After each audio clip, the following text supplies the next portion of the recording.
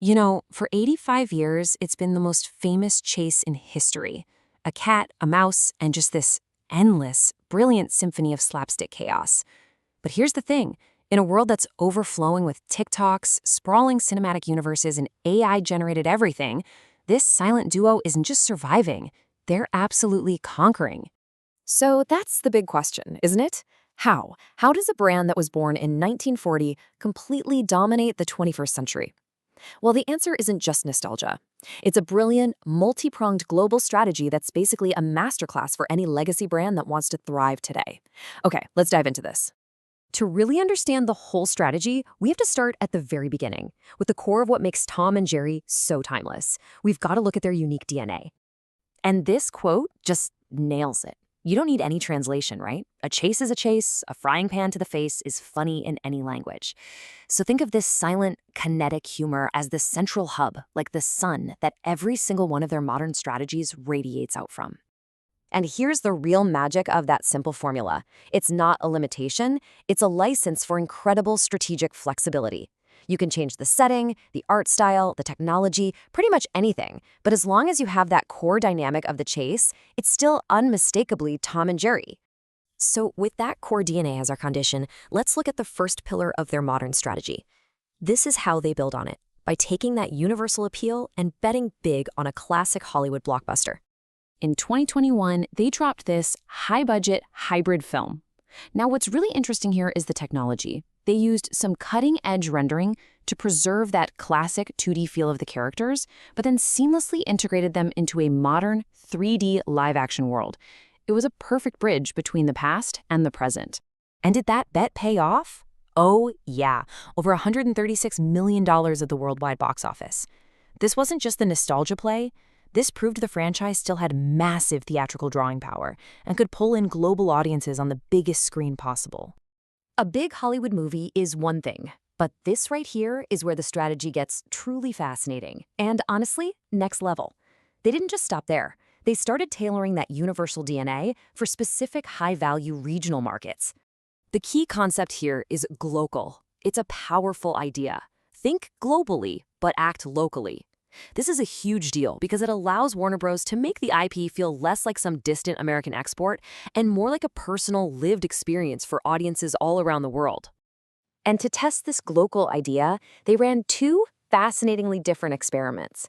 In Singapore, they kept the classic format but just infused it with local culture. But in Japan, they did something way more radical. They completely transformed the art style and the character dynamic itself.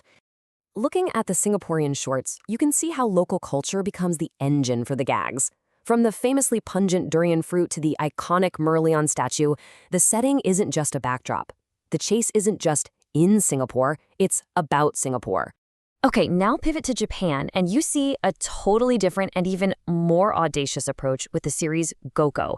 This is a complete transformation. The art is kawaii, cute, soft, and pastel. The slapstick violence is gone, replaced by gentle make-believe play. They're not bitter rivals anymore, they're frenemies, perfectly designed for a new generation of kids and their parents. So, was this radical kawaii makeover a success? Absolutely.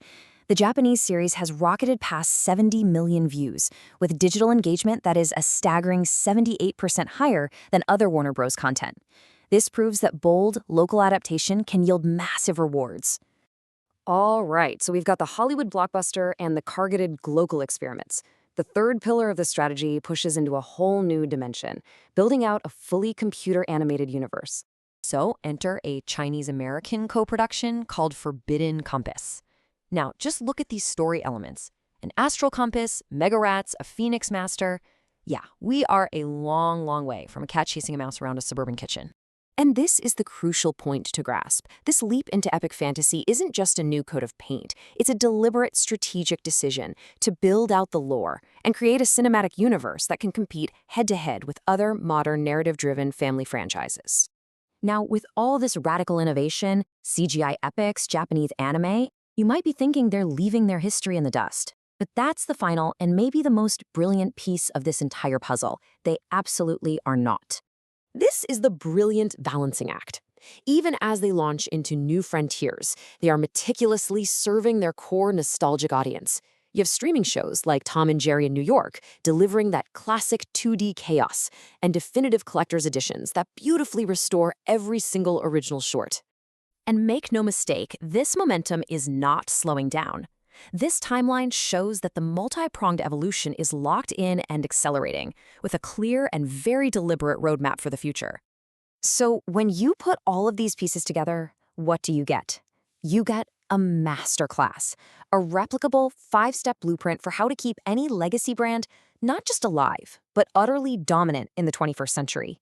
It's about building out from your timeless core, not replacing it. And that's the real genius here. The success doesn't come from a single home run. It comes from a diversified portfolio. Tom and Jerry is simultaneously a classic cartoon, a Hollywood franchise, a Japanese anime, and a sci-fi epic. It's a strategy that's as nimble and clever as Jerry himself. Which leaves us with one final mind-bending question.